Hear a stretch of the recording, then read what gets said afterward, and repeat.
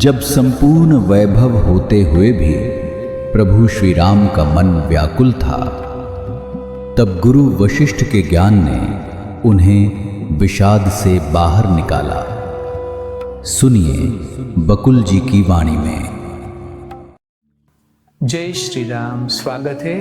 आज 29 जनवरी है और कल मोक्ष के 4 द्वारपालों में से 1 और 2 की बात हुई थी। सबसे ज्यादा बात हुई थी आत्मनियंत्रण को लेके।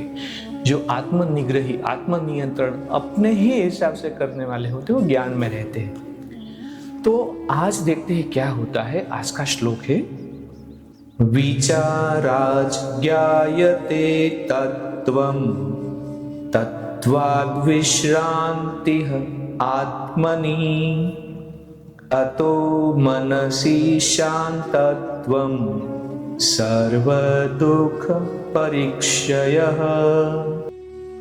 तो वशिष्ठ ने आगे कहा, मोक्ष के द्वार का दूसरा द्वारपाल है अनुसंधान।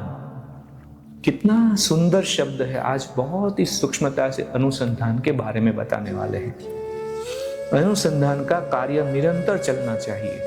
धर्म ग्रंथों का गहराई से अध्ययन करने पर जब बुद्धि निर्मल होती है तभी अनुसंधान में गति आती है। अनुसंधान से बुद्धि में प्रखरता आती है और इस प्रकार वह परम सत्ता का बोध प्राप्त करने में सफल होती है। अतः कहा जा सकता है कि संसार रूपी चिरकालिक रोग का उत्तम उपचार अनुसंधान ही है। चिरकालिक माने सबसे लंबा जो बड़ा रोग है उनका उपचार अनुसंधान है। समझदार व्यक्ति शक्ति, बुद्धि, कार्यक्षमता और समय पर होने वाली कार्यवाही को अनुसंधान के पुरस्कार का फल कहते हैं। निश्चय ही राज्य, संपदा, सुख भोग और अंतिम मुक्ति भी अनुसंधान के ही पुरस्कार का फल है।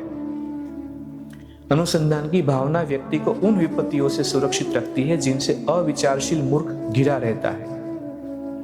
हम देखेंगे बाद में अनुसंधान का मतलब क्या है, लेकिन अभी अनुसंधान का फायदा क्या है वो पहले दिखाते हैं। अनुसंधान के अभाव में बुद्धि थोथरी हो जाती है। उसे फिर चंद्रमा की शीतल किरणें भी घातक अस्त्रों सी प्रतीत होने लगती है और 30 पर खाज में खुजली यह कि उसकी बचकानी कल्पना अपने चारों ओर फैली हुई गहरे अंधियारों में एक ऐसे प्रेत का भी सर्जन कर लेती है जो उसे और अधिक नचा मारता है। भ्रमणाओं के बीच में रहता है बिना अनुसंधान वाला मानव। अनुसंधान से रहित मूर्ख दुखों का घर होता है। अनुसंधान के अभाव के फलस्वरूप व्यक्ति ऐसे काम करने लगता है जो उसके लिए भी हानिकर होते हैं और दूसरे के लिए भी। ऐसे व्यक्ति को शरीर और मन की बीमारियों भी घेर लेती है। इसलिए ऐसे लोगों की संगति से बचना चाहिए। जो व्यक्ति अनुसंधान रहित है उनसे तो बचना ही चाहिए, क्योंकि वो खुद रोगी होते, हमें भी रोगी करते हैं।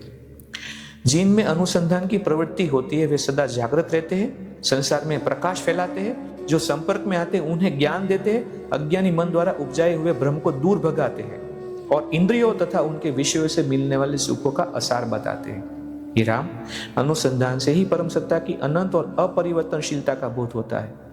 अनुसंधान न कुछ और प्राप्त करने की इच्छा ही जागृत करता है, न किसी चीज से पीछा छुड़ाने की। व्यक्ति भ्रम और मोह से विमुक्त हो जाता है, न वह निश्चेष्ट रहता है और न किसी काम में डूबता ही है। मतलब वो बिल्कुल आलसी भी नहीं रहता है और ज्यादा प्रौढ़ भी नहीं रहता है। वह उस संसार में रहता है और कार्य करता है और अपने स्वाभाविक जीवन काल की समाप्ति पर परम स्थिति को प्राप्त करता है। आध्यात्मिक अनुसंधान रूपी आंख सभी क्रियाकलापों के बीच भी कभी अपनी दृष्टि नहीं खोती।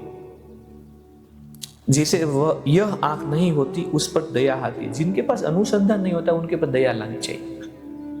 कीचड़ के मेढक, गोबर के कीड़े या बिल के सांप के रूप में जन्म लेना अच्छा, लेकिन बिना इस आंख के मनुष्य का जन्म लेना अच्छा नहीं। मतलब अनुसंधान रूपी आंख न होना वो बहुत ही खराब है। कीड़े मकोड़े बनना अच्छा है, ऐसा बोल रहे। अब बताते अनुसंधान क्या है। यह जानना कि मैं कौन हूं और यह संसार और बार बार जन्म का मरण का अस्तित्व में कैसे आया। फिर से बोलते हैं, मैं कौन हूं और यह संसार और बार बार का जन्म मरण कैसे अस्तित्व में आया। यही सच्चा अनुसंधान है। रोज अपने आप को यही पूछना है, मैं कौन हूं, मेरा ये संसार क्या है और ये जन्म मरण का चक्कर क्या है। यही बात नचिकेता यम को पूछते हैं और यही बात श्वेत केतु अपने पिता ऋषि उद्दालक को पूछते हैं। यही सच्चा अनुसंधान है। ऐसे अनुसंधान से सत्य का ज्ञान होता है, इससे व्यक्ति का क्षोभ दूर होता है और तब परम शांति उत्पन्न होती है, जो समझदारी में प्रवेश करती है और सभी प्रकार के दुखों का अंत करती है। थोड़ा और धैर्य और तीव्रता के साथ एक वाक्य है, विचार या अनुसंधान तर्कण या विश्लेषण नहीं है। मतलब जो तर्क वितर्क में चले जाते हैं हम, या फिर बहुत विश्लेषण में चले जाते हैं, तो वो अनुसंधान नहीं है।